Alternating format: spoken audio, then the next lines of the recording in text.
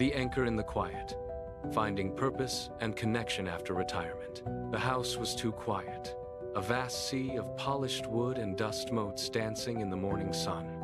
Miyu sat by the window, her tea cooling in a ceramic cup.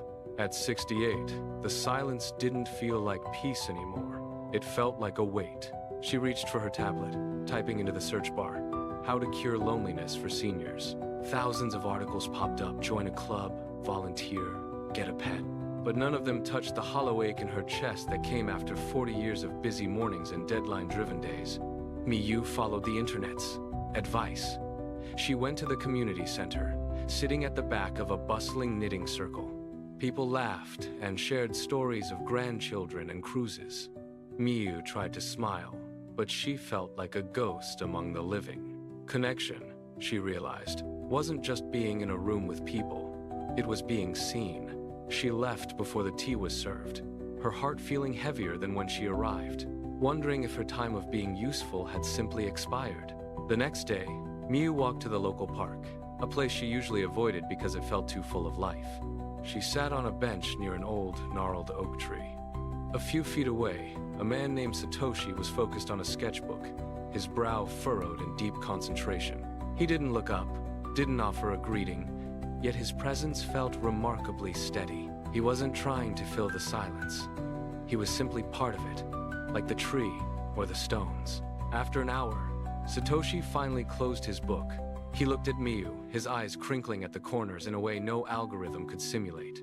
"The birds are quiet today," he remarked, looking up at the sky. "They're waiting for the rain." Miyu nodded, surprised by the simplicity of his words.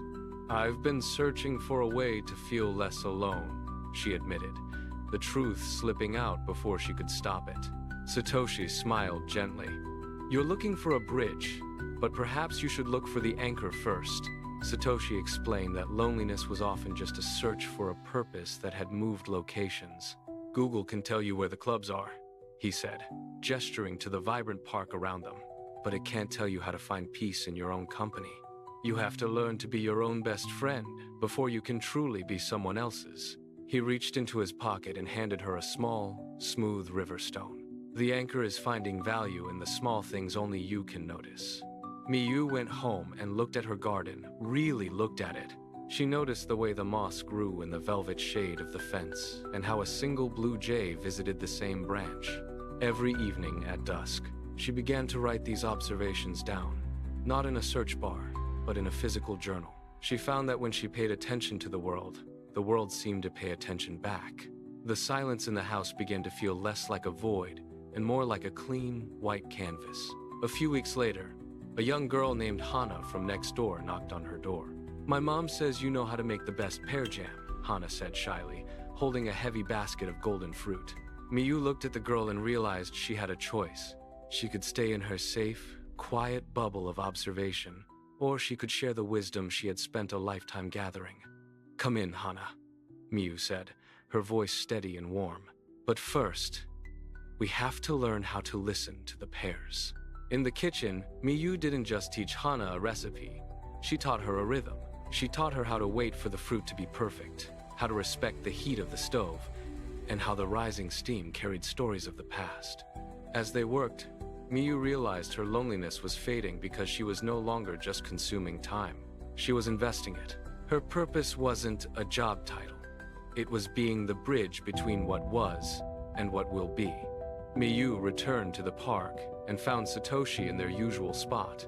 This time, she brought 2 ceramic cups of warm tea. They sat together in a comfortable quiet, watching the sunset turn the sky into a tapestry of orange, violet, and gold. They didn't speak much, but the connection was profound, a shared understanding that life wasn't about being busy, but about being present.